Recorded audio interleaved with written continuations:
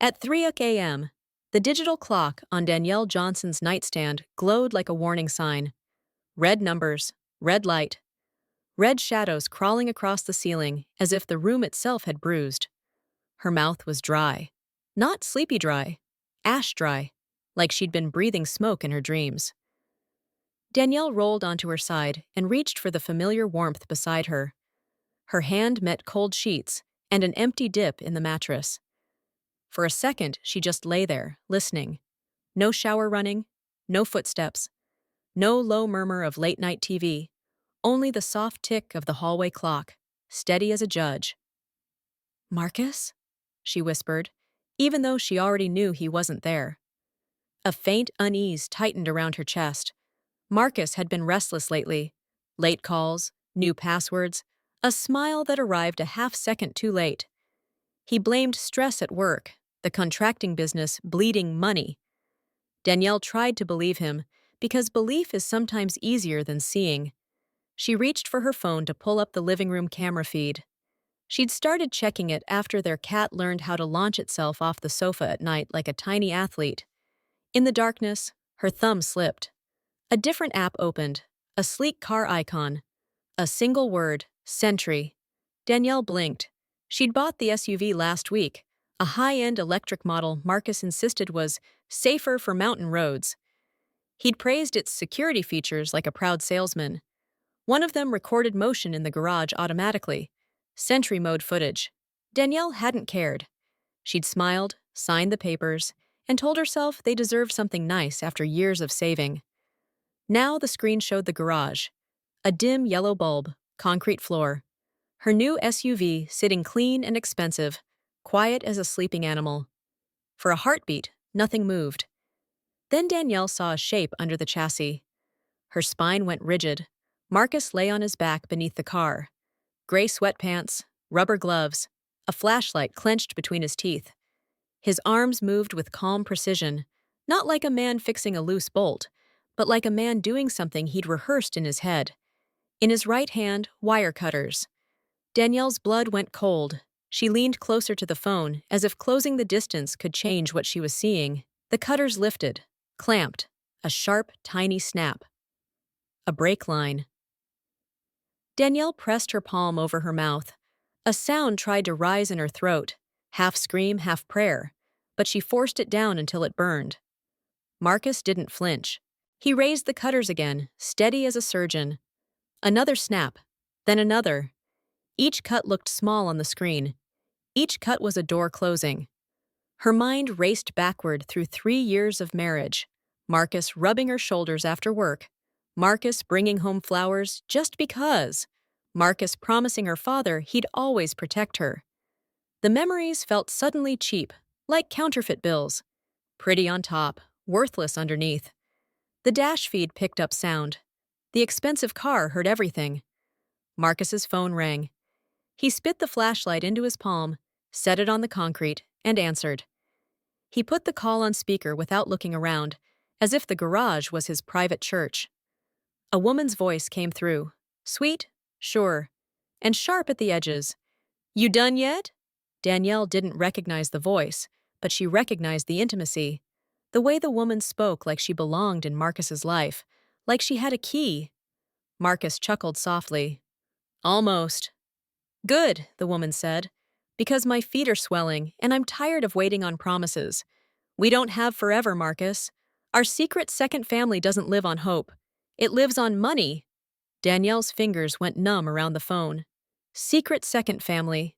Marcus made another cut as casually as trimming a thread from a shirt. "Relax," he said.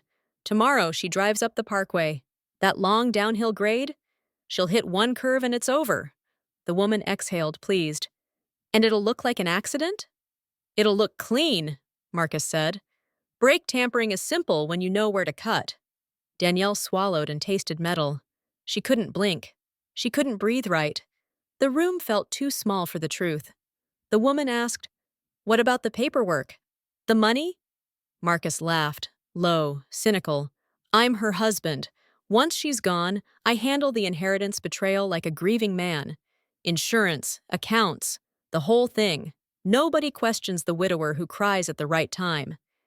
He said it like he was listing groceries. The woman's voice softened into something almost tender. And our baby? Marcus paused. Danielle watched his gloved hand tighten a bolt.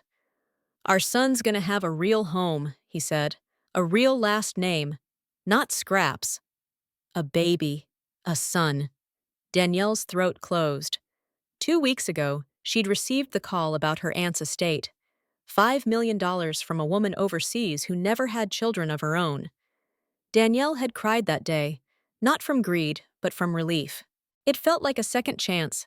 Pay off her dad's mortgage, start a business, finally stop living with a knot of worry in her stomach. Marcus had changed overnight. He'd cooked dinner.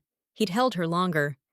He'd started talking about protecting the family, about updating beneficiaries, about being responsible. He'd also suggested a bigger life insurance policy, smiling like it was romance. Now it had a name. A life insurance scheme. Danielle's phone slipped from her hand onto the blanket with a dull thud. She snatched it back up, terrified the sound could travel throughout the floor. On the screen, Marcus kept working, unbothered, as if cutting his wife's lifeline was ordinary maintenance. Downstairs, the house was silent. No screams yet, no sirens, no consequences. Just Marcus, alone in the garage, rearranging the future. Danielle's tears came hot at first, then stopped as quickly as they started. Something inside her turned off, like a switch. Not her heart, not her humanity, just the part of her that wanted to believe love would save her. She stared at Marcus's face on the feed. He looked peaceful. That was the cruelest part. If he'd looked angry, she could have blamed passion. If he'd looked drunk, she could have blamed weakness. But Marcus looked calm. He looked decided. Danielle's mind tried to bargain anyway. Maybe he'd been forced. Maybe it was a prank. Maybe the line wasn't the brake line. But she knew cars. And she knew betrayal. This wasn't a mistake. This was planning. She sat very still and listened to her own breathing. One slow inhale, one slow exhale. Again, again. She forced her body to obey her, because panic was exactly what Marcus expected from a woman he thought was easy to control. She opened the menu and saved the clip. Then she saved it again, sending a copy to a private email Marcus didn't know existed. She didn't write a dramatic caption. She didn't pray out loud. She just stored the truth the way you store water before a storm. On the screen, Marcus finished. He wiped his hands on a rag, stood up, and looked at the SUV for a second, like a proud craftsman admiring his work. Then he turned off the garage light. The feed went darker, but Danielle's vision stayed sharp. Footsteps sounded on the stairs. Slow, careful. Marcus was coming back to bed. Danielle locked her phone and slid it under her pillow. She lay down, pulled the blanket up, and shaped her face into sleep. She practiced the quiet breathing of a woman who trusts her husband. The bedroom door opened. Marcus stepped in, bringing in the faint smell of cold air and garage dust. He paused, watching her. Danielle kept her eyelids heavy, her body still. She let her heart pound silently in the dark. Marcus crossed the room and slid into bed. His arm wrapped around her waist, heavy and familiar, like a chain disguised as affection. His voice was low, gentle, perfectly rehearsed. "You okay, baby?" Danielle let out a soft, tired sound. "Just couldn't sleep." He kissed her shoulder, warm lips against skin that felt suddenly distant. "Tomorrow's a big drive," he murmured. "Get some rest." I checked the car. Danielle almost laughed. The lie was so smooth it could have been poured. Tomorrow.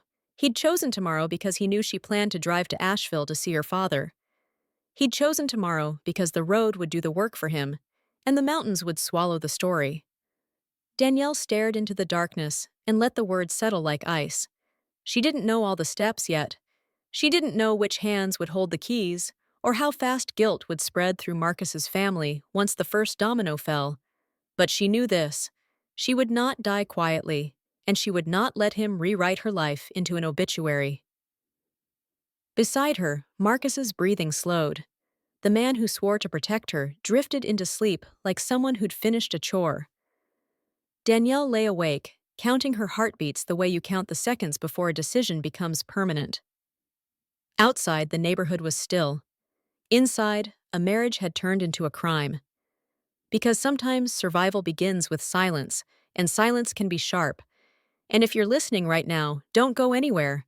Because the next morning, Danielle doesn't scream. She doesn't run. She does something colder. She smiles, lifts a set of keys, and hands them to the one person Marcus never expected to be in the driver's seat. So stay with me. And if you want to support the channel, tap like. Then tell me in the comments what time it is where you're watching, and what city or state you're in. I read every single one. But to understand how Danielle could smile with that kind of truth burning in her chest, you have to know what her life looked like before 3 a.m. split it clean in half. Danielle Johnson was 33, the kind of woman who paid bills early and kept the pantry stocked so the house could stay calm. She managed the front office at a clinic outside Charlotte, North Carolina, where the phones never stopped and everyone needed something at once. Danielle did not mind the grind. She liked order. She liked knowing what came next. She grew up with a father who taught her that stability was a form of love.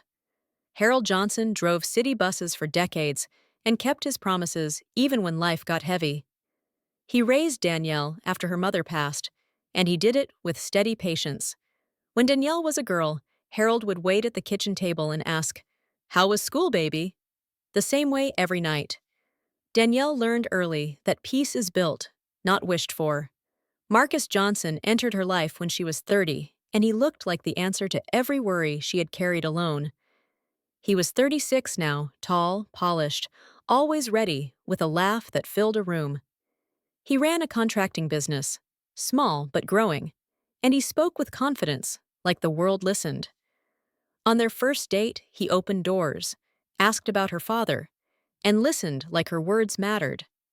Danielle told her friends, "He's solid, he's not playing games." For a while it seemed true. Their house sat in a quiet subdivision where neighbors waved from driveways. It was not a mansion, but it felt like a step up from Danielle's old apartment. Marcus called it our fresh start. Danielle believed him because she wanted to. She wanted a marriage that felt safe, not dramatic. But cracks rarely arrive like thunder. They arrive like small sounds in the night, easy to ignore until you cannot. It started with his phone. Marcus used to leave it on the counter when he showered. Then it was always face down. Then it was always in his pocket. Then it had a new passcode. Danielle noticed, but she did not accuse. Marcus said work was stressful, that cash flow was tight, that clients were slow. He kissed her forehead and promised it was temporary. Then came the calls. Late at night, Marcus would step outside onto the back patio for air.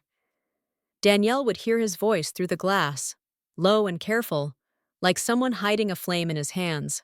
When she asked who it was, he said, "Just work."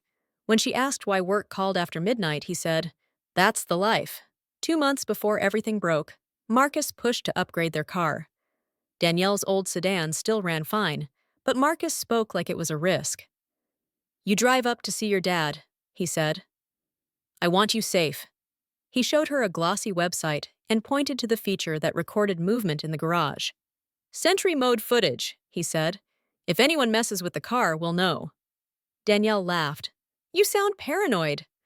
Marcus smiled, but his eyes did not. "I'm protective," he said. "There's a difference."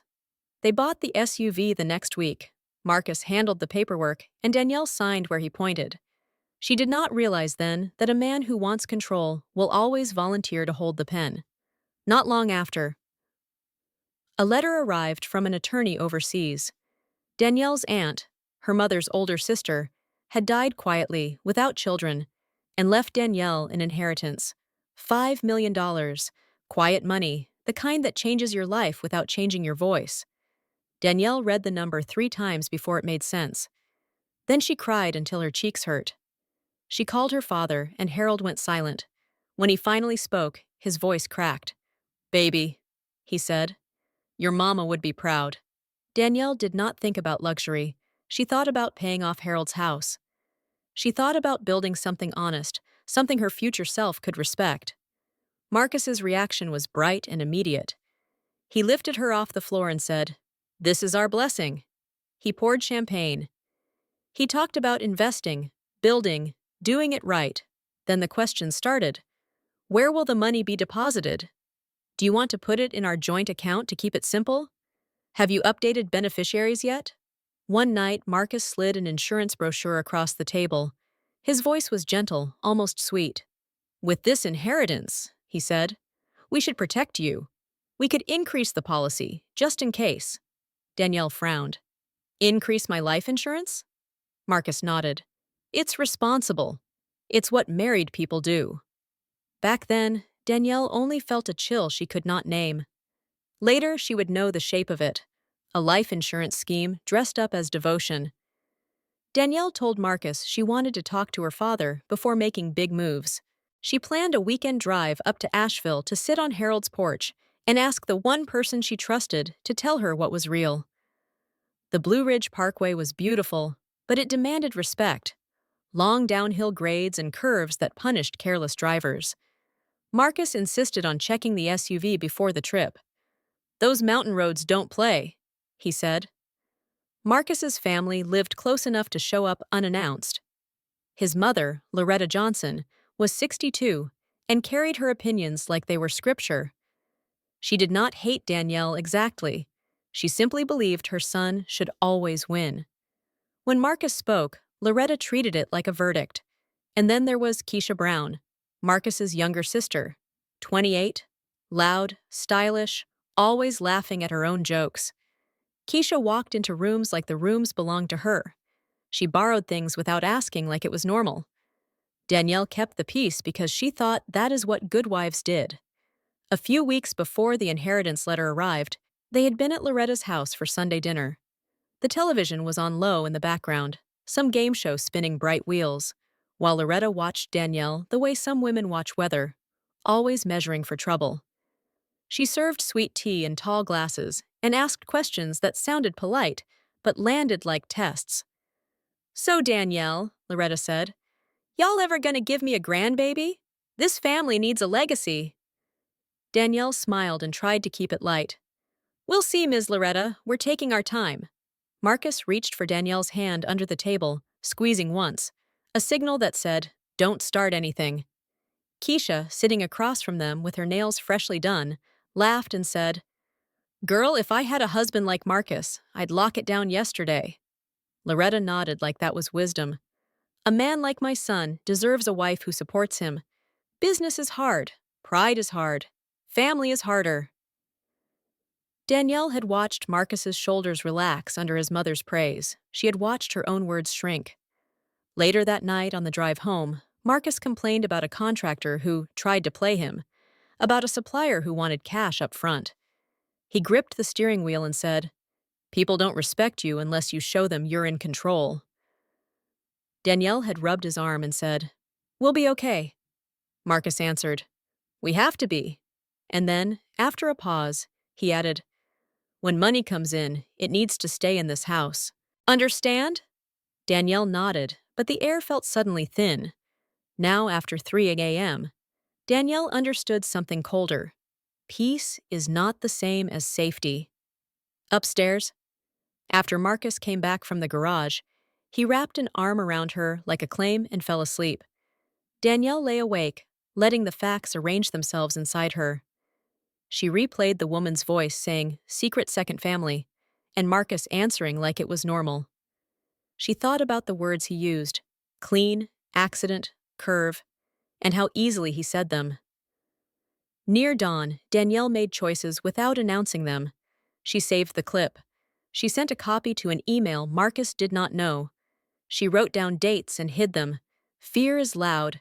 Strategy is quiet. When morning came, she moved through the house as if carrying a glass of water that could spill at any second.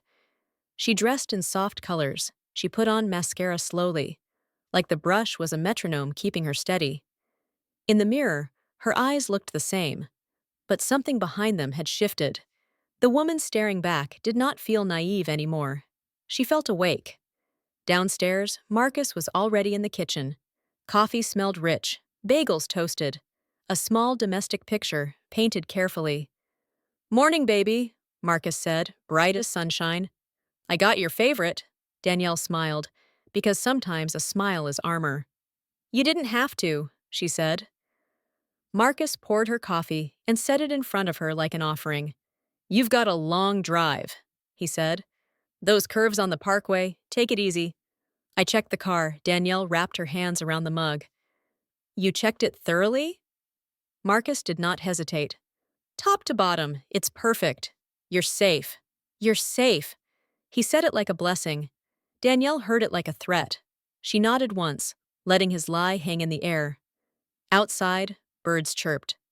Inside, she could still hear wire cutters in her mind. She thought about brake tampering in the dark, about inheritance betrayal hidden under a husband's smile, and she swallowed her fear with a sip of coffee that tasted bitter. Then the doorbell rang. Marcus's eyes flicked toward the front door too quickly, like he already knew who it was. Danielle stood still, coffee in hand, heart steady, waiting for the next piece to fall into place. The doorbell rang again, loud and impatient, as if whoever stood outside had already decided the answer. Marcus's smile stayed on his face, but it tightened at the corners. Danielle noticed the smallest thing. His hand paused over the coffee pot for half a second, then moved again, smooth as a man wiping fingerprints off glass. "I'll get it," he said quickly. Danielle set her mug down. "I can," she answered, keeping her voice light. Marcus's eyes flicked to her, then away. "You're still waking up. I've got it." He crossed the living room with long, confident steps, the same steps he used at job sites when he wanted workers to feel watched. He opened the front door, and cold morning air slid into the house. Keisha Brown walked in like she owned the hallway.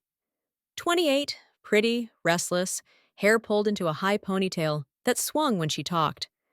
She wore ripped jeans and a bright jacket, the kind of color that demanded attention. Behind her stood a man Danielle had met only once, Sean, Keisha's boyfriend. He had tattooed hands and a grin that never reached his eyes. Keisha didn't say hello. She didn't ask how anyone slept. She just looked past Marcus toward the kitchen where Danielle stood. "Hey," Keisha said, dragging the word out. "I need your new SUV today." Marcus laughed too loudly. "Morning, Keisha." Keisha stepped inside and dropped her purse on the console table like a flag. "My car's in the shop. Sean's boys are going up toward the parkway. We're meeting them. I'm not pulling up in some junk." Sean leaned against the doorway, chewing gum. "It's just for the day," he added, like he was doing Danielle a favor by explaining. Danielle's heartbeat stayed calm, but her skin prickled. She felt the weight of her phone under the pillow upstairs, the saved clip like a hidden knife. She also felt something else, an opening, a clean line through the future that Marcus thought he controlled. Before she could answer, Loretta's voice floated from the hallway. "Who's that making all that noise in my son's house?" Loretta Johnson appeared, already dressed, hair wrapped in a scarf, eyes sharp as tacks. She lived 10 minutes away, but she had a habit of showing up whenever she sensed opportunity. Today, she moved with purpose, like she had been invited by fate. Keisha's face brightened. "Mama, tell them, I'm borrowing the SUV." Loretta's gaze swept over Danielle, slow and assessing. "Borrowing?" she repeated. Then she looked at Marcus, waiting for him to choose family, the way he always did. "A car is meant to be driven. It's sitting there, brand new, and you want it to just collect dust?" Danielle kept her expression polite. "I'm actually taking it up to Asheville today," she said. "I'm visiting my dad. We planned that." Keisha rolled her eyes. "You can go tomorrow." Danielle shook her head slightly. "My dad is expecting me today." Loretta lifted her chin. "Then take Marcus's truck." Danielle looked at Marcus. His face had gone a shade paler. Under his easy posture, fear was moving around like a trapped animal. He knew the truth about that SUV. He knew what he did at 3 a.m. "Bye." And now the wrong person wanted the keys. Danielle let a small pause stretch between them. She made her voice gentle. "Marcus, you checked the car, right? You said it's safe." Marcus swallowed. "Of course," he said. "It's safe." Danielle could hear his lie, but Keisha heard only reassurance. She stepped forward and held out her hand. So give me the keys. Danielle pretended to hesitate, the way a careful woman would. She glanced at Sean and gave a polite smile. It's new. I'm still getting used to it. And those mountain roads? Keisha cut her off. Oh my God, Danielle. Don't start. You get your little inheritance and suddenly you're queen of the garage? Loretta's eyes sharpened. Inheritance, she said, tasting the word. She looked at Danielle like money had grown horns. You're a married woman. What comes in belongs to this family. Marcus's jaw twitched. Danielle saw the old pattern form, his mother pushing, his sister demanding, his pride needing to perform. The same pride that had made him cut those lines, thinking he could own the outcome. Danielle lowered her gaze, as if defeated. She reached into the drawer by the front door and pulled out the key fob. The metal caught the light. She held it for one extra beat, letting everyone in the room lean toward it, like a crowd watching a coin toss. Then she set it on the counter. The sound was small. The meaning was huge. Fine, Danielle said softly. Just be careful, Keisha. That SUV has a lot of power. Keisha snatched the keys with a satisfied laugh. Now that's a good sister-in-law. Marcus made a move, a quick twitch of his hand, as if his body tried to stop what his mouth could not. But he froze. His eyes darted to Danielle, searching her face for ignorance. Danielle gave him a warm, trusting look, the kind he expected from her. It made him relax, just a little. Keisha spun the keys around her finger and marched out. Sean followed, blowing a kiss toward Loretta like they were partners in a cheap heist. The front door slammed, and the house went quiet again. Outside, the SUV's electric motor hummed alive, smooth and proud. Keisha's laughter drifted through the window as she backed out. Danielle watched through the glass as the vehicle rolled away down the street, sunlight glinting off its clean paint. It looked like a promise. It was a coffin on wheels. Marcus stood in the living room, stiff as a statue. Loretta, pleased with herself, went to the kitchen and started talking about cinnamon rolls as if she had just solved a small family disagreement. Danielle sat on the couch and folded her hands in her lap. She did not tremble. She did not rush to call anyone. She just watched Marcus's face. He tried to act normal. He picked up a newspaper. He opened it. His eyes moved across the page but didn't land on any words. He kept glancing at the clock above the fireplace, as if time could be bribed. Danielle spoke gently, like a wife noticing her husband's worry. You okay? Marcus forced a laugh. Just thinking about work. Work, Danielle repeated. She took a slow breath. Those roads can be tricky. Keisha speeds, doesn't she? Marcus's throat bobbed. Sometimes. Danielle nodded, as if she agreed. You must be worried about her. Marcus didn't answer right away. His fingers crushed the edge of the newspaper until it bent. She's my sister, he said. Of course I'm worried. Danielle leaned back, calm. Inside, she could hear his other sentence, the one he didn't say. Of course I'm worried my plan won't work. Loretta returned with a plate. Y'all sitting here like somebody died, she snapped. Keisha's fine. She can drive. Danielle, stop making that face. Danielle smiled. I'm not making a face, she said. I'm just praying she has a safe trip. Loretta snorted and walked away. Time moved like syrup. The clock ticked. The house breathed. Marcus paced, then sat, then stood again. He checked his phone, then put it down, and then checked it again. He typed something, erased it, typed again. Danielle knew what he was fighting, the need to confirm the accident and the fear of hearing the wrong name.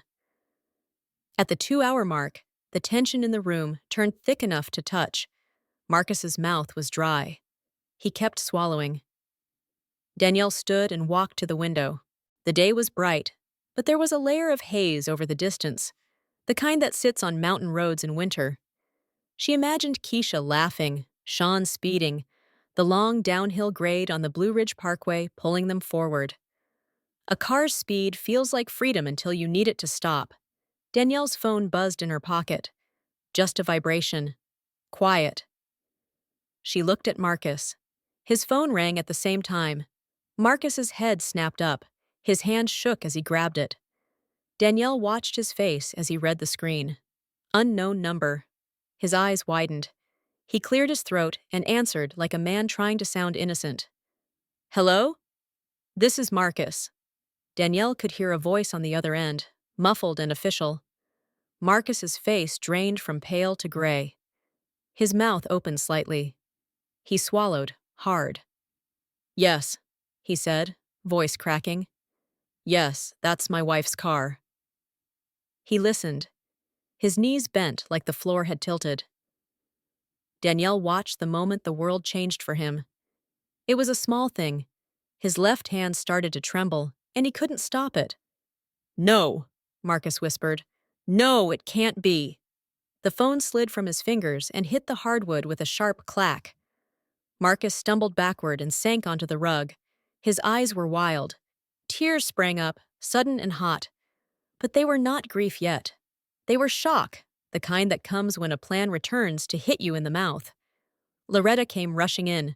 Marcus, what happened? Who called? Danielle moved fast, not to comfort him, but to see his face up close. She knelt beside him and put one hand on his shoulder, gentle as a nurse.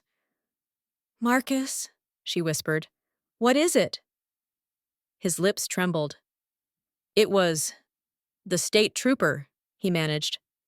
There's been an accident. Loretta gasped and grabbed his arm. Accident? Who? Where? Marcus looked at Danielle for one split second. In that look was pure terror, because he knew he could not speak the truth without dragging himself into it. His throat tightened. He made a sound like a man choking on smoke.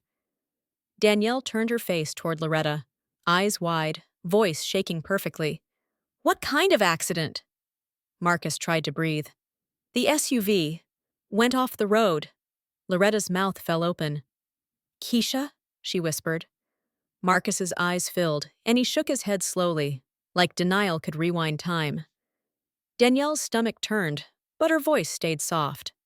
Did they say anything about the brakes? Marcus flinched, just slightly, like he had been slapped.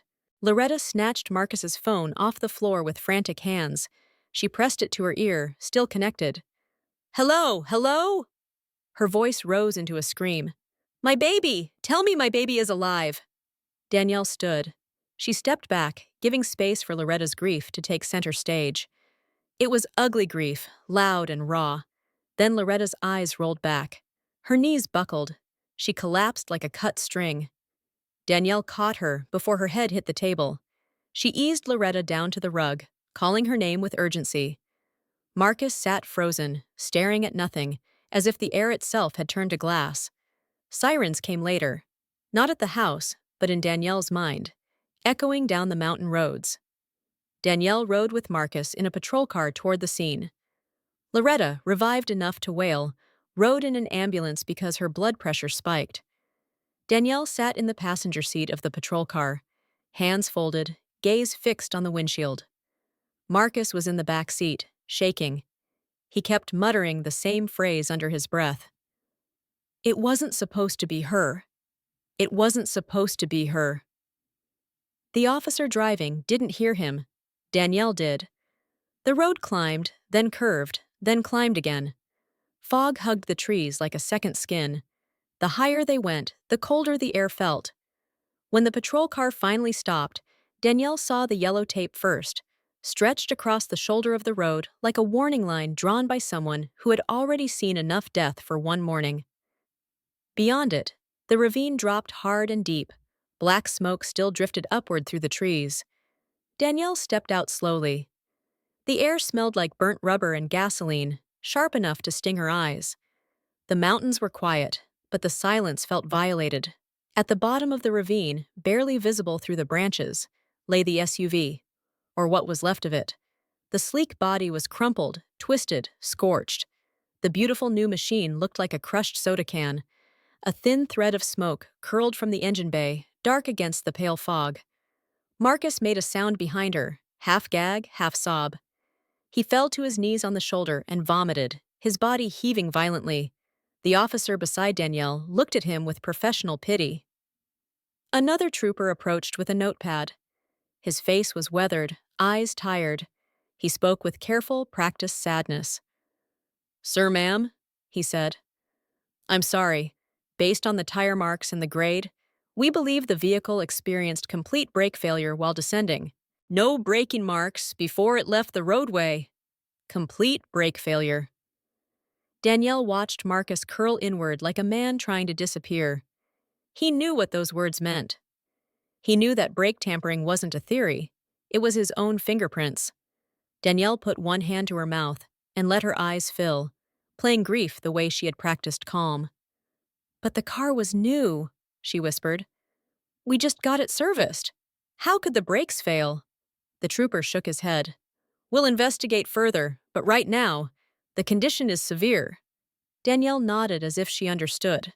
The truth was, she had already investigated. She had watched it happen in Sentry Mode footage. She had listened to Marcus and Imani treat her death like a scheduled appointment. The trooper continued, voice lower. "We need you to come to the county medical examiner's office for identification." Marcus stared down the hill.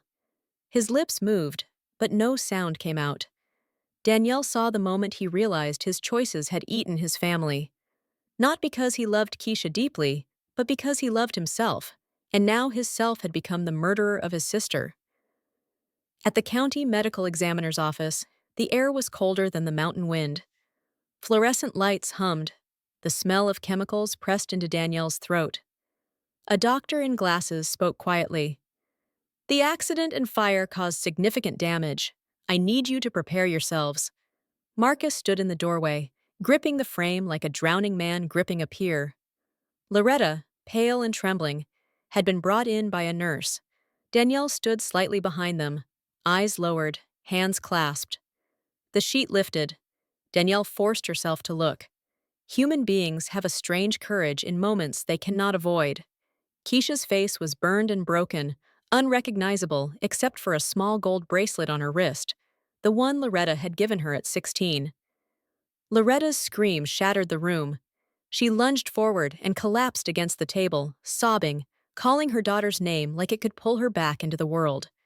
Marcus made a strangled sound and fell to his knees. He reached for Keisha's hand, then pulled back as if the heat of her death could burn him too. Tears ran down his cheeks. His whole body shook. "Keisha?" he sobbed. "My baby sister! I'm sorry!" Danielle stepped closer, slow and careful. She placed her hand on Marcus's shoulder as if offering comfort. Her mouth moved near his ear. Her voice was so soft it could have been mistaken for a prayer. "Isn't this what you wanted?" she whispered. "The brakes to fail?" Marcus's sobbing stopped like someone had cut the sound. His head turned slightly. His eyes met hers. For the first time, he saw something behind Danielle's grief. He saw a calm that didn't match the moment. He saw awareness. His pupils widened. Danielle's face stayed gentle. She did not smile. She didn't have to. Truth doesn't need a grin. A medical attendant rolled in a plastic bin of personal effects recovered from the scene. Burned fabric, melted makeup, a cracked phone, a small wallet, and a folded paper, crumpled but not fully destroyed. Danielle watched Loretta's eyes lock onto it. Loretta reached for it with trembling hands and opened it. An ultrasound printout. A small shape in black and white. At the bottom, letters. Gestational age, 8 weeks. Loretta's breath left her body in a sound like a punctured tire. "No," she whispered. Keisha was pregnant? The room shifted. Even the nurse's face tightened with sadness. Danielle put a hand over her mouth. "Oh my God," she said, voice cracking at exactly the right moment. 2 lives. Loretta clutched the paper like it was a living thing. Her knees buckled, and she fainted again, sliding down the side of the wall. Marcus stared at the ultrasound. His face was blank, like his mind had stopped processing language. His lips moved silently. Danielle knew what he was calculating, how many lives his greed had cost him. The state police interviewed them that afternoon, in a small office that smelled like stale coffee and old smoke. A ceiling fan creaked overhead like a tired metronome. The investigator, a gray-haired man with eyes that held no patience for lies, sat across from them with a folder. "Mr. Johnson, Mrs. Johnson," he began, "we need to understand why Ms. Brown was driving your vehicle." Danielle dabbed her eyes with a tissue. Marcus sat stiff, hands clenched, staring at the table. Danielle answered first, voice soft and shaky. "She came by this morning. She asked to borrow it. I didn't want to, sir. It's new. I told her I was driving to Asheville to see my father." The investigator nodded, pen moving. "And why did you agree?" Danielle glanced at Marcus, then looked down like a woman ashamed. Marcus felt bad for her. He said I was being petty. He told me to give her the keys." Marcus's head jerked up. His eyes flashed panic. He opened his mouth to deny it, then froze. He couldn't deny it without contradicting the truth everyone in that house witnessed. The investigator turned to Marcus. "Is that accurate?" Marcus's jaw worked. He swallowed. "Yes," he said quietly. "I told her to give them." Danielle let a sob slip out, small and believable. She pressed the tissue to her eyes. "If I'd said no," she whispered, "maybe she'd still be alive." The investigator watched her for a moment, then looked back at Marcus. "Did either of you notice anything unusual about the vehicle? Strange noises? Brake issues?" Marcus shook his head too quickly. "No, nothing. It was perfect." Danielle lifted her head, eyes red. "Actually," she said, hesitant, "a couple days ago, I heard a clicking sound under the car, like metal on metal. I was going to tell Marcus to check it. I forgot. This morning was rushed." Marcus turned to her slowly, eyes sharp with warning. Danielle lowered her gaze as if frightened. The investigator's pen paused. "You heard a clicking sound?" "Yes, sir," Danielle whispered. "It was faint, but it was there." Marcus's voice rose, strained. "She's mistaken," he snapped. "She hears things. The car was fine." The investigator didn't react to Marcus's tone. He just wrote something down, and that quiet writing sounded like a door locking. Danielle felt the first real wave of exhaustion crash through her. She had been holding herself up on a spine made of ice, and ice always melts eventually. But she could not melt yet. Not until Marcus had nowhere left to run. Back at home, the grief in the house grew heavier, like the walls had absorbed Loretta's screams and turned them into fog. Marcus disappeared into his study and locked the door. Danielle heard bottles clink, heard the cap twist, heard liquid pour. He drank like he could drown memory. Danielle went upstairs, closed the bedroom door, and pulled the small jewelry box from the closet shelf. Inside was a tiny flash drive she had hidden behind a false bottom, the first copy of the Sentry Mode footage. She touched it like you touch a matchbook in a dark room, careful, knowing it can burn. She called her father. Harold answered on the second ring. "Baby? You okay? I heard—" Danielle's voice stayed steady, but it carried a tremor that was real.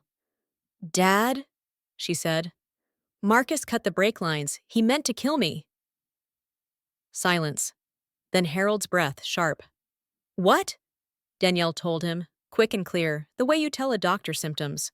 She didn't dramatize it. She didn't need to. Facts are dramatic enough. Harold's voice went low with rage. "I'm coming." "No," Danielle said. "Not yet. I need you to call Attorney Thompson. I need an emergency motion to freeze our joint accounts." Harold's anger didn't leave, but it redirected, the way a river redirects when you build a dam.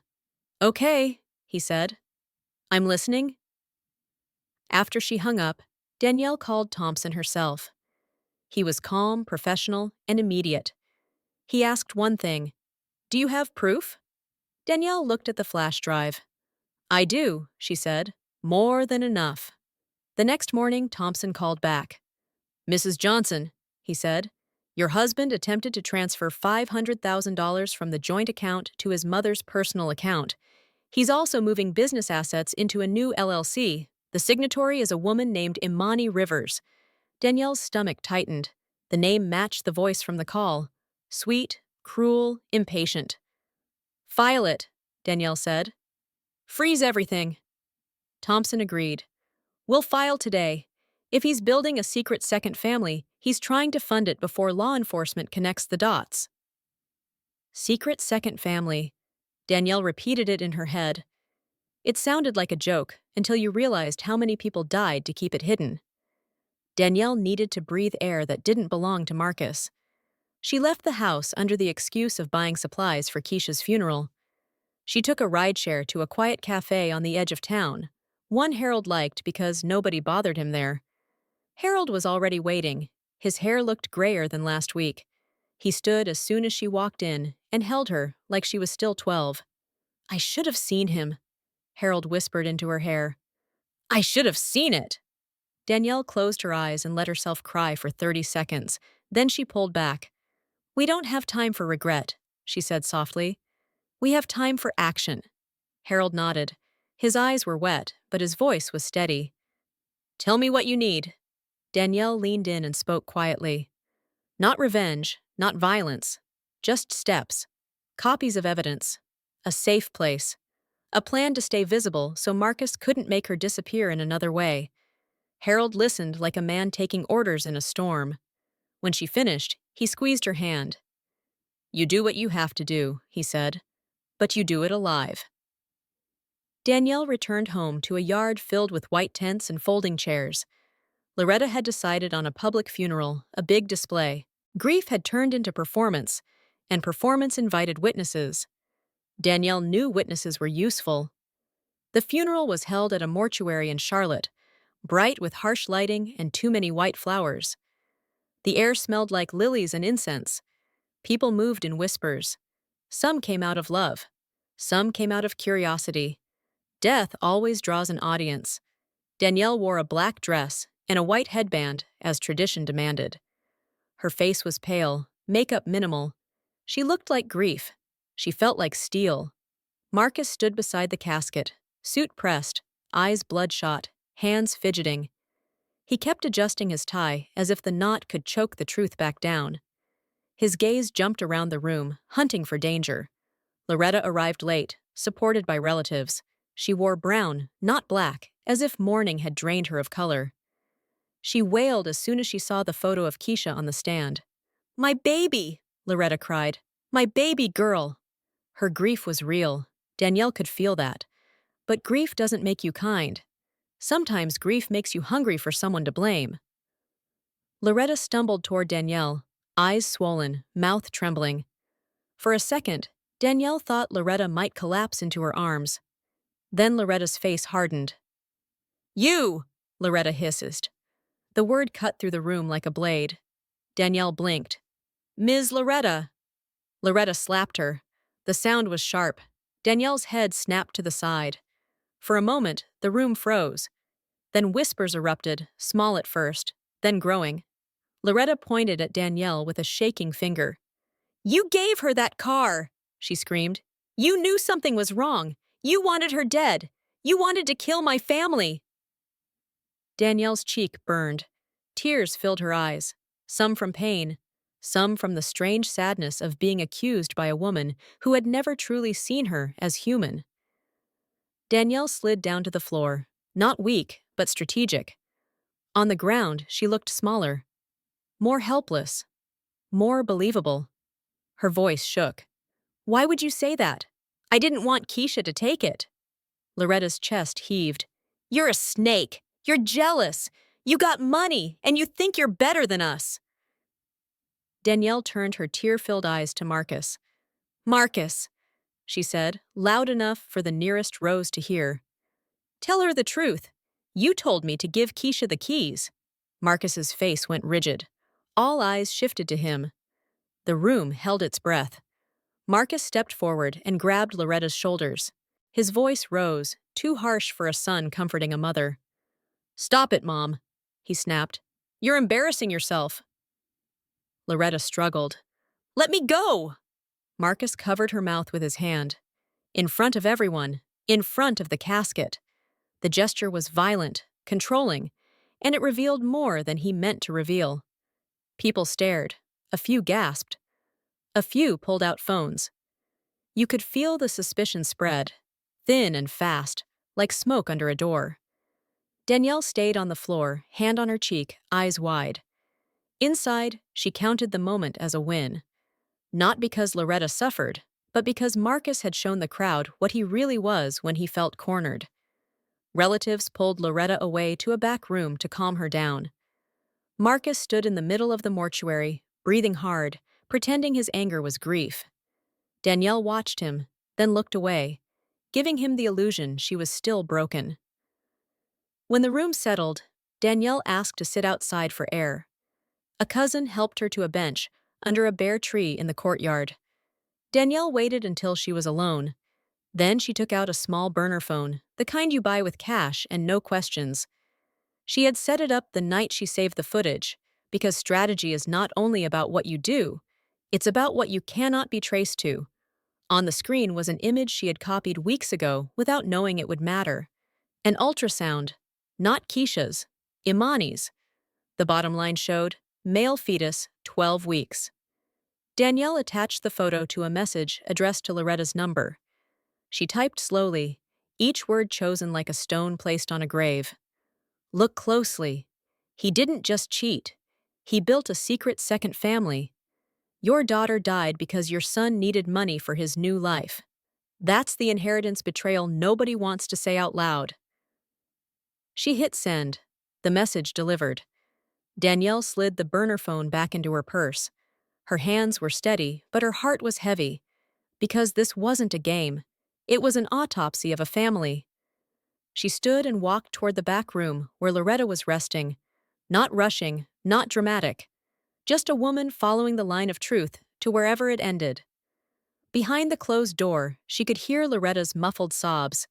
Then the buzz of a phone. Then silence, so deep it felt unnatural. Danielle waited, breath held. And then Loretta screamed again, but it wasn't the same scream as before. This one came from a different place. Not only loss, not only pain. This one came from the moment a person realizes the story they believed their whole life was a lie. Danielle stepped back into the hallway, invisible among the moving relatives, and let the sound wash over her like cold rain. The funeral music resumed in the main room, slow and mournful. But Danielle heard another rhythm beneath it, steady as a heartbeat, the rhythm of consequences. And somewhere, in the front of the mortuary, Marcus Johnson was still greeting guests, still shaking hands, still performing sorrow. He had no idea that his mother, his loudest defender, had just received the first clear proof of the life he had been hiding. He had no idea that the walls around him were starting to close, not because Danielle was screaming, but because Danielle was staying quiet and letting the truth do what truth always does. It spreads. Outside, dusk pressed against the windows. Danielle touched the bruise on her cheek and thought of the mountain smoke, the morgue lights, the ultrasound. Somewhere in Marcus's pocket, his phone would soon flash the first warning, transfer denied. And when he stormed home, he'd finally look at her with real fear. After the funeral, the air in Charlotte felt thin, like the city had inhaled and forgotten how to exhale. Cars still moved, porch lights still clicked on. But grief leaves a film on everything, and Daniela's could feel it on her skin the moment she walked back into that house. The rental chairs were stacked in the yard again. White flowers drooped in the cold evening breeze. Inside, Loretta went straight to the guest room and locked the door. No more screaming, no more blaming. Just the small, final sound of metal turning. Marcus didn't speak to Danielle on the drive home. He drove his truck like the road owed him space, jaw clenched, eyes fixed forward. When they arrived, he vanished into his study and shut the door as if he could lock out the truth with it. Danielle heard bottles clink, the low swallow of liquor, a drawer slam, then silence. Danielle stood in the kitchen for a long moment, staring at the dark window above the sink. Her cheek still burned where Loretta had slapped her. The bruise was proof of more than pain. It was proof that the crowd had seen something wrong, seen Marcus grab his mother's mouth at a funeral like a man hiding a crime. Her phone buzzed. Attorney Thompson. Danielle stepped into the laundry room and closed the door softly. "This is Danielle," she said. "Mrs. Johnson," Thompson replied, voice steady. The emergency order is in place. Your joint accounts are frozen. Any large transfer will be blocked. Danielle's throat loosened, just slightly. He tried, didn't he? Yes. About 500,000 to Loretta's account. Rejected.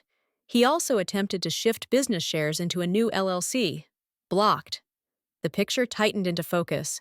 Brake tampering at 3 a.m., a staged accident on a mountain grade, then the life insurance scheme and the inheritance betrayal to fund whatever was waiting behind that woman's voice, Imani's voice, on speakerphone.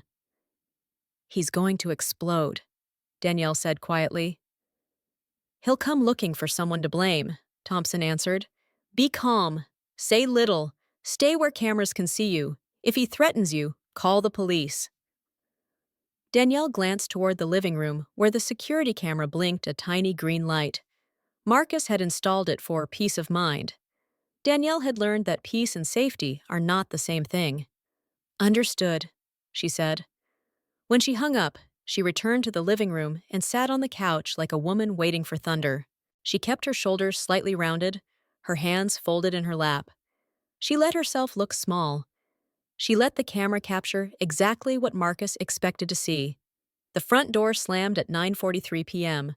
Marcus stormed in, tie loosened, shirt collar open. His eyes were red, not from grief, but from rage. He crossed the room and slammed his fist onto the coffee table so hard the candle glass jumped. What did you do? He barked. Why are the accounts frozen? Danielle flinched, just enough. Accounts? She whispered. Marcus, I don't know what you mean. He leaned over her, breath sharp with alcohol. Don't play innocent. The bank rejected my transfer. Somebody filed something. Somebody put a leash on my money. Danielle blinked slowly. I was at your sister's funeral all day. Marcus's lips curled. And you still found time to stab me. He grabbed the front of her blouse and yanked her up a few inches. Fabric tightened under his fist. Danielle's heart kicked hard, but she kept her voice thin and trembling. Marcus, you're hurting me. His grip tightened, then released abruptly, like he remembered the camera. He shoved her back onto the couch. Danielle's eyes flooded. This part was easy. Fear always borrows from something real. Why are you doing this? She whispered. Keisha just died. Marcus's face twitched with something like guilt. Then the guilt drowned under anger. She died because somebody ruined my life, he snapped. And don't pretend you cared. You never cared about my family. His hand lifted, palm open, the old shape of violence. Then a voice from the stairs cut through the room. Stop! Loretta stood at the top step in a robe, hair wrapped, eyes raw but clear. Her grief had burned down to something harder, recognition. Marcus froze with his hand raised. Loretta came down slowly, one step at a time, not rushing, not shaking. When she reached the bottom, she pulled her phone from her pocket and shoved it toward Marcus's face. On the screen was the ultrasound image Danielle had sent, the one from Imani. 12 weeks, male. Marcus's color drained. Where did you get that? He whispered. Loretta's voice trembled, but it didn't break. Your secret second family, she said. That's what you built behind my back while my daughter was alive. Marcus swallowed. His eyes flicked to Danielle, then away. Mom, you're grieving. You don't understand. Loretta slapped him. The sound was flat and final. Marcus stared at her like she'd turned into someone else. Don't tell me I don't understand, Loretta said. I buried my daughter today, and now I learn you've been cheating, building a second life, while you smiled in my face. Marcus's jaw clenched. Keisha's death wasn't... Loretta stepped closer. Wasn't what? Convenient? Marcus turned on Danielle, rage boiling. She did this. She froze my accounts. She poisoned you against me. Danielle shook her head, tears slipping. Marcus, I don't know what you're talking about. Loretta planted herself between them. Look at me, she said. Tell me the truth. Marcus laughed, short and ugly. Truth! He breathed hard, chest rising like a bellows.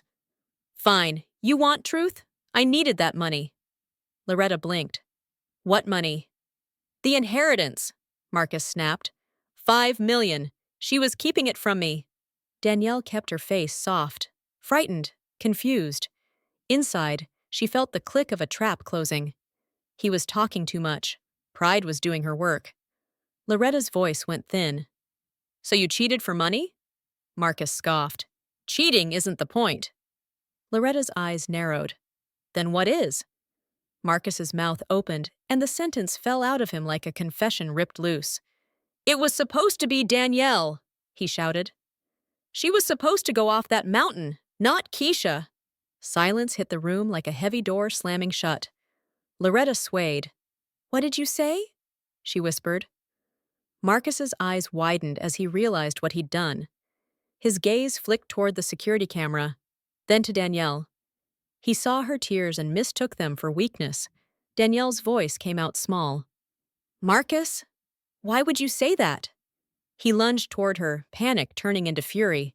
Shut up! You set me up! Loretta grabbed his arm. You planned to kill your wife? She demanded. Marcus yanked free so hard Loretta stumbled and fell onto the rug, shoulder hitting the ottoman. She let out a sharp cry. Danielle gasped, this one real, and stepped forward as if to help, then stopped herself. The camera needed to see who pushed and who fell. The truth needed clean lines. Marcus stood over Loretta, breathing hard. For a second he looked horrified. Then he looked away like horror was a luxury. I didn't plan for Keisha, he muttered. She took the keys. That's not my fault. Loretta stared up at him, eyes wet and furious.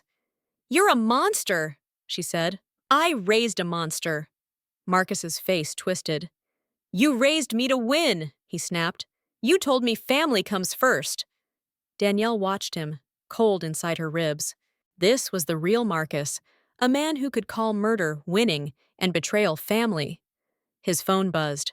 Marcus looked at the screen and answered without thinking. Imani, he barked. Danielle could hear the woman through the speaker's leak, loud, sharp, impatient. Where's my money? Your promise is worthless. My brother's creditors are at my door. Marcus's voice dropped. My accounts are frozen. Give me time. Imani laughed, cold. Time! I'm done. If you don't get me $500,000 by noon tomorrow, I'll tell everyone. I'll tell them about your life insurance scheme. I'll tell them how you plan to look like a grieving husband while you cash checks. Marcus swallowed hard. Think about our baby. Don't talk to me about babies, Imani snapped. If you're broke, I'm not carrying anything for you. The call ended. Marcus stood still, phone at his ear, eyes empty. Then he moved. He ran upstairs. Drawers ripped open, closet doors slammed. A keypad beeped. His small safe behind the painting. A zipper screamed as he packed. He came down 5 minutes later, with a black suitcase and a backpack. His hands shook. His face looked older, stripped of charm. Move, he said. Danielle stayed seated, voice calm. The police told you not to leave. Marcus laughed like the law was a joke. The police can't stop me. He leaned in, eyes hard. If I go down, I'm taking you with me. He shoved past her toward the door. Loretta struggled to sit up, clutching her arm. Marcus, she called weakly, where are you going? To survive, he snapped and slammed the door behind him. Danielle waited until his footsteps were gone. Then she knelt beside Loretta, steady hands on her shoulder. Are you hurt? Loretta stared at her, hollow. He was going to kill you, she whispered. Danielle nodded once. Yes. Loretta's lips trembled. My daughter, Danielle swallowed. I'm sorry, she said, and for once it wasn't strategy. It was simply true. Danielle walked into the kitchen, away from Loretta's eyes, and dialed the investigator Thompson had given her. He answered quickly. Investigator Daniels. This is Danielle Johnson, she said. My husband just fled with cash and valuables. He's in his truck. He may be heading to an old property outside town. The investigator's voice sharpened. Stay inside. Do not follow. Describe the vehicle and direction. Danielle did. She gave the license plate, the road he took, the time.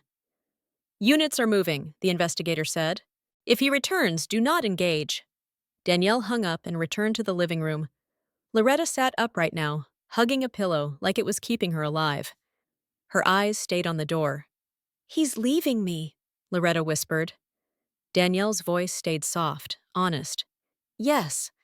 Loretta's face tightened. "After everything." Danielle glanced at the bruise on her cheek, then back at Loretta. Sometimes the people you protect become the people who destroy you. Loretta didn't argue. There was no defense left. Outside, tires squealed, then faded.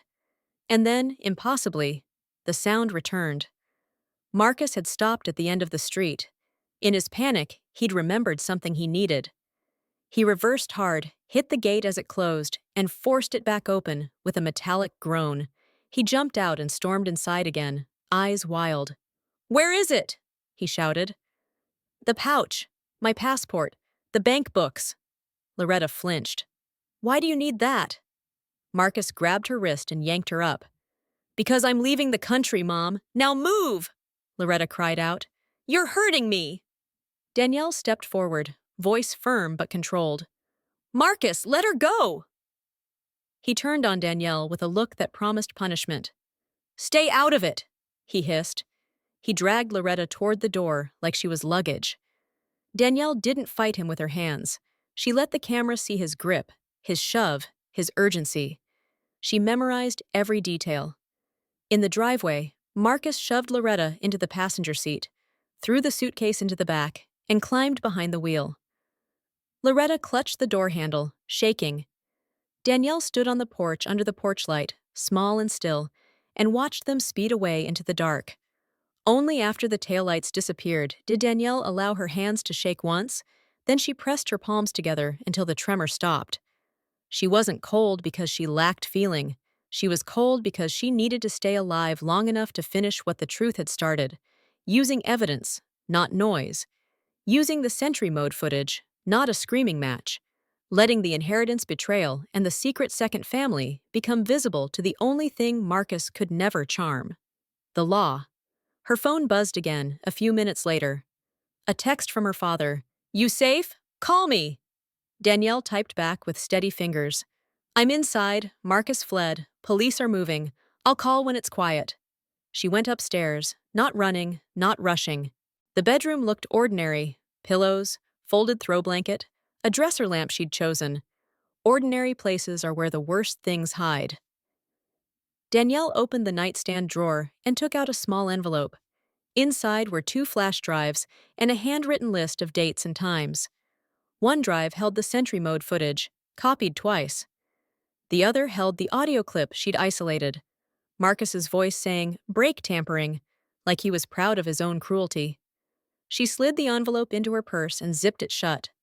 Evidence should travel with the person who needs to survive. Back downstairs, Loretta sat with her hands clasped, staring at the carpet. "He took me like I was money," she whispered, voice small. "Like I was nothing but keys and papers." Danielle sat across from her. "That's what fear does to a man who thinks he's entitled," she said. "It turns people into tools." Loretta swallowed, eyes wet. "And I helped make him," she admitted. "I kept telling myself he was just ambitious." Danielle didn't argue. She didn't comfort her with lies. She only said, "Ambition doesn't cut brake lines. It doesn't build a secret second family. Choices do." Loretta nodded once, like the words hurt today but fit. Far away, sirens began to rise, then fade, then rise again, circling like wolves. And Danielle sat back down on the couch beside Loretta's abandoned pillow and waited for the moment when the net finally closed. The sirens didn't arrive at Danielle's house. They didn't need to. By the time the blue lights and the loudspeaker found Marcus, the story had already left their living room and entered the place he could never talk his way out of. Danielle didn't follow the police convoy. She stayed where the cameras could see her, where the paper trail could prove she didn't chase him, didn't touch him, didn't set anything in motion except the truth. She sat in the living room with Loretta, the two of them separated by a coffee table that suddenly felt like a border between generations, between what Loretta believed a son was supposed to be and what Marcus had chosen to become. Loretta kept whispering Keisha's name like it was a prayer. Danielle let her. There were no words that could fix the kind of loss that had a burnt smell to it. Just after midnight, Danielle's phone rang. Investigator Daniels. "We have him," he said. Danielle closed her eyes once, not in relief, but in recognition. "Where?" "An old property in the outskirts," he replied. "He tried to run. He fell. He was carrying cash and valuables. We also have probable cause regarding the vehicle tampering." Danielle's voice stayed even. "Thank you." When she hung up, Loretta looked at her, hollow-eyed. "They got him?" Danielle nodded. "Yes." Loretta's mouth opened as if a scream wanted to come, but only air left her lungs. She folded inward on the couch, shaking, like her body couldn't hold the truth and the grief at the same time. Danielle didn't touch her, not because she wanted Loretta to suffer, but because comfort can feel like an insult when the wound is still bleeding. Danielle simply sat nearby and listened to the house settle into quiet. The next day, the county station called them back in. Marcus had been caught fleeing, but he was still telling himself he could escape with a good story. He walked into the building with his hands cuffed, shoulders tense, eyes darting like a man searching for a gap in a wall. The interview room was cold. Fluorescent lights flattened every face. A camera in the corner blinked red, recording. Marcus sat at the table with his wrists locked, jaw clenched, trying to wear confidence like a suit that no longer fit. Danielle sat on the other side of the room, not beside him. She chose distance on purpose. Distance lets people see clearly. Investigator Daniels entered with a clear evidence bag and placed it on the table like a final card in a game. Inside was a section of brake line, burned at the edges, but still unmistakable. The cut was clean, too clean for chance, too deliberate for wear. "Mr. Johnson," the investigator said, voice steady. "Forensics confirmed this was intentionally severed. Not corrosion, not an accident, not an animal." Marcus stared at the bag. His face tightened. "I don't know anything about that," he said, voice hoarse. "Maybe someone broke in. Maybe it was vandalism." The investigator didn't blink. "No forced entry, no unknown footprints, and your home security showed no stranger in the garage, which means either your cameras missed everything or the person was already welcome in your home." Marcus's eyes flicked to Danielle, sharp and accusing. "She did it!" he snapped. "She knew the car was messed up. She gave the keys to Keisha on purpose. She wanted to ruin me." Danielle let her shoulders tremble. She let tears gather, not because she felt weak, because she understood what the room needed to see. A raging man accusing, and a woman who looked like she was still trying to survive him. I didn't know," Danielle whispered. "If I'd known, I would have stopped her." Marcus leaned forward against the cuffs, voice rising. "Stop acting! You saw me! You saw me in the garage!" The room went still. Investigator Daniels narrowed his eyes. "What did you just say?" Marcus froze. His mouth stayed open for half a second too long, like a door he couldn't shut. He tried to backpedal. "I mean, she's twisting things." But the investigator had already turned to a uniformed officer at the door. "Bring in the attorney." Marcus's breathing sped up. He knew. He didn't know exactly how it would happen, but he knew the moment had arrived when the truth stops being a rumor and becomes an object you can hold. Attorney Thompson walked in carrying a laptop and a small black flash drive. Danielle's flash drive. The one that held the Sentry Mode footage Marcus had never imagined could outlive his lies. Thompson plugged it in. The screen lit up. The garage appeared. Dim bulb, white SUV, Marcus under the chassis and in gloves, wire cutters gleaming. The snip of metal sounded loud in the small room. Then the speakerphone call. Imani's voice, sweet and cruel. "Our secret second family doesn't live on hope. It lives on money." Marcus's voice followed, calm as ice. "Tomorrow, brake tampering will do the rest." And then, the words that made every adult in the room look at Marcus like he was something poisonous. "I'll handle the inheritance betrayal like a grieving man." Danielle watched Marcus's face collapse in slow motion. First disbelief, then panic, Then the heavy gray weight of knowing he had nowhere left to hide. His eyes filled with tears. Not the clean kind, not the kind that comes from love or remorse, the messy kind that comes when a person realizes the world will finally treat them the way they deserve. He lowered his forehead to the table and made a sound like an animal caught in a trap. "It's over," he whispered. In the observation room behind the one-way glass, Loretta saw it too. The footage, the gloves, the cutters. The calm voice of her son discussing murder as if it were a business plan. Loretta's hands went to her mouth. Her shoulders shook. At first, she didn't cry. She just stared, because some truths don't fit inside a human body without tearing something. Then she sobbed, hard, loud. She hit the glass once with her fist, as if she could punch through time and pull Keisha back. "My baby!" she cried. "My baby girl!" Danielle stood in the hallway afterward, alone for a moment, her back against the cold wall. Her heart felt heavy, but not because Marcus had fallen, because Keisha never got a second chance, because a family had been traded for a fantasy, because a secret second family had been fed with someone else's blood. The trial came months later on a gray day. Rain tapped softly at courthouse windows, steady and indifferent. Marcus appeared in a striped jumpsuit, thinner, less polished. He didn't meet Danielle's eyes. He couldn't. The judge read the charges: premeditated tampering, attempted murder, and the fatal consequences that followed. The words sounded formal, but they carried weight like stones. Marcus's lawyer argued. Marcus apologized. Marcus asked for mercy. Danielle listened without expression, not because she was cruel, but because she had already grieved the version of Marcus she married. The man in the defendant's box was the man who had been in her garage at 3 a.m., and she owed him nothing. When the sentence was read, Marcus's knees buckled. He was led away in handcuffs, and for a moment he looked back at Danielle with a broken plea. Danielle looked past him. Some endings don't deserve eye contact. The divorce was quick after that. The frozen accounts unfroze into her control. The inheritance that Marcus had tried to turn into a weapon became what it was always meant to be: a chance for Danielle to build safety that didn't depend on a man's mood. She sold the house. It held too many echoes. She moved into a high-rise apartment in downtown Charlotte, smaller, brighter, with locks she controlled, and neighbors close enough to hear if something went wrong.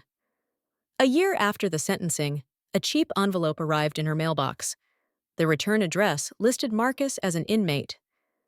Danielle held it for a long moment, feeling the old memories press at the edges of her calm. She didn't open it. She fed it into the shredder in her home office and watched the paper break into confetti. It wasn't revenge, it was closure. 3 years passed. Danielle's life grew steady again. She invested her inheritance in something real: small community wellness shops and a food market that served families who couldn't afford fancy labels. She visited Harold on weekends and sat with him on his porch, listening to the world instead of fearing it. Sometimes she still woke up at night and saw red numbers in her mind, 3 a.m., but the fear didn't own her anymore. It was just a scar, and scars are proof of survival. If there's a lesson here, it's not just don't trust. Life would be too lonely if that was all we learned. The lesson is this: love should never require blindness. If someone asks you to ignore your instincts, to hand over your voice, to sign away control, pay attention, because cheating is rarely just cheating. Sometimes it's the first crack in a dam, and behind it can be a whole life insurance scheme, a whole inheritance betrayal, and a whole secret second family built in the dark. And if you stayed with me to the end, thank you. If this story hit you in the chest the way it hit me to tell it, please subscribe so you don't miss the next one we drop in the coming days. Tap like so the channel can keep making stories like this. And leave a comment. Do you think Danielle was too cold, or exactly as cold as she needed to be? Finally, click on the end screen to keep watching. There are more family dramas waiting for you right here.